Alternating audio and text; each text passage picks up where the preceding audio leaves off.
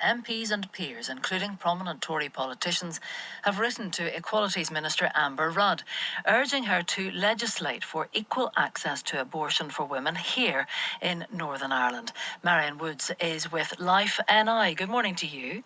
Good morning, Karen. Marion, do you accept there's a growing body of opinion at Westminster in support of liberalising abortion laws here? Well, the first thing I would have to say is that as a mother of 4 girls and a pro-life feminist, I reject the premise that women's rights and equality are measured by the ability to access a procedure which ultimately ends the life of their unborn children, because life believes that both lives matter. And I think it's interesting that this is International Women's Day, and the famous American women's rights activist Alice Paul said that abortion is the ultimate exploitation of women. And yet we know that the UN describes the current UK government policy as one which constitutes violence against women that may amount to torture or cruel, inhuman or degrading treatment. I think the interesting thing about CEDAW at the end of February there, when you actually look, there's no representation on CEDAW from Northern Ireland, from the UK, from the Republic of Ireland.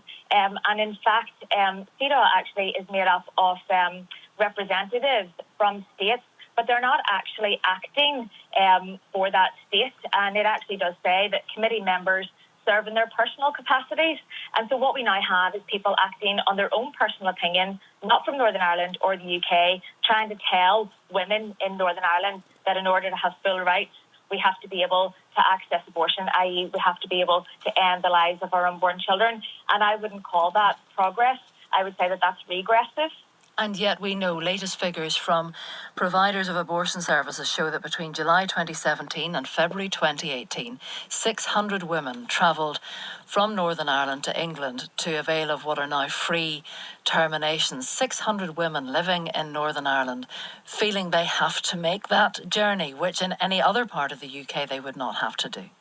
I think you've hit on something really interesting there, Karen. It's the feeling that they have to, and we have to ask the question is, why do they feel that they have to?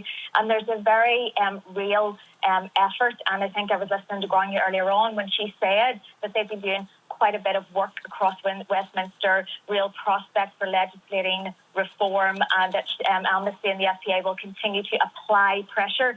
The drive here is that abortion should be the default, and in Life Northern Ireland, we don't believe that. We believe in counselling, housing, education, practical support, and we believe that the money could be better put to use rather than ending the lives of unborn children, in actually supporting women and families in whatever crisis that they are facing. Well, Amnesty Northern Ireland would say that their very goal is the same, to support women. They're also talking about victims of domestic violence, refugees, women without confirmed immigration status who are unable to travel, those too young to travel alone with complex health needs. They would say too their priority is women.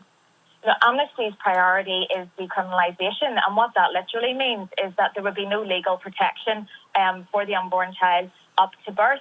And Amnesty actually, they don't, very often, one or other will be spoken about, the women or the unborn children, and that is what is so key about the message of Both Lives Matter. We're talking about both lives together, enabling both lives, and that's what the law in Northern Ireland actually does. It protects and it enables both lives, and it doesn't put any lives under threat. And it doesn't mean that anybody is going to die. There are caveats within our law that if a woman's life was at risk, there is discretion with the doctors. So far in our law at the minute, Amnesty actually seeks full decriminalisation, and actually, in a recent poll, only 1% of people agree with Amnesty. And what decriminalisation I'm not sure means, which poll it is you're referring to, and without the details in front of me. Marion, I'm afraid we're out of time anyway. But